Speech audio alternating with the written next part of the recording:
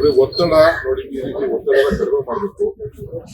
ಅದಕ್ಕೋಸ್ಕರ ಸುಮ್ಮನೆ ನಾವು ಎಲ್ಲ ಬಂದು ನಮ್ಮನೆ ಬಾಗಿಲಿಗೆ, ಸಿಎಂ ಮನೆ ಬಾಗಿಲಿಗೆ ತಿರ್ಗಬೇಡ ಅಂತೇಳಿ ನಾವೇ ಅವ್ರ ಮನೆ ಬಾಗಿಲಿಗೆ ಹೋಗ್ಬೇಕು ಅಂತ 2-3 ಕ್ಷೇತ್ರ ಒಟ್ಟೊಟ್ಟು ಮಾಡಿ ಇಡೀ ತಿಂಗಳು ಫುಲ್ಲು ಪ್ರವಾಸ ಮಾಡಿ ಅಲ್ಲೇ ಅವರ ಎಲ್ಲಾ ಇಲಾಖೆಯ ಸಮಸ್ಯೆಗಳನ್ನು ಬಗೆಹರಿಸಲಿಕ್ಕೆ ರೂಪಿಸಿದ್ದೇವೆ.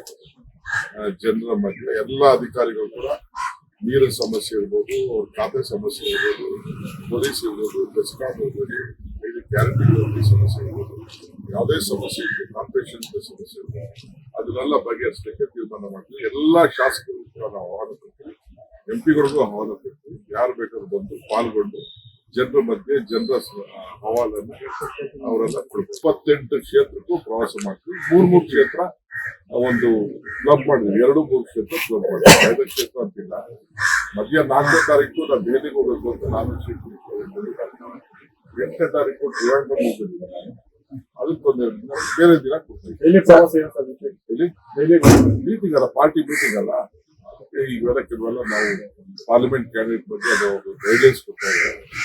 ನಮ್ಮ ಎಲ್ಲ ಮಂತ್ರಿಗಳೆಲ್ಲ ಕೆಲವೆಲ್ಲ ರಿಪೋರ್ಟ್ಗಳು ಕೊಟ್ಟಿದ್ದಾರೆ. ಯಾರು ಅವ್ರ ಬಗ್ಗೆ ಎಲ್ಲ ಸರ್ವೆ ಮಾಡಬೇಕು, ಅದ್ರ ಬಗ್ಗೆ ಏನ್ ಮಾಡ್ಬೇಕು ಅಂತ ನಮ್ಮನ್ನ ಮೀಟಿಂಗ್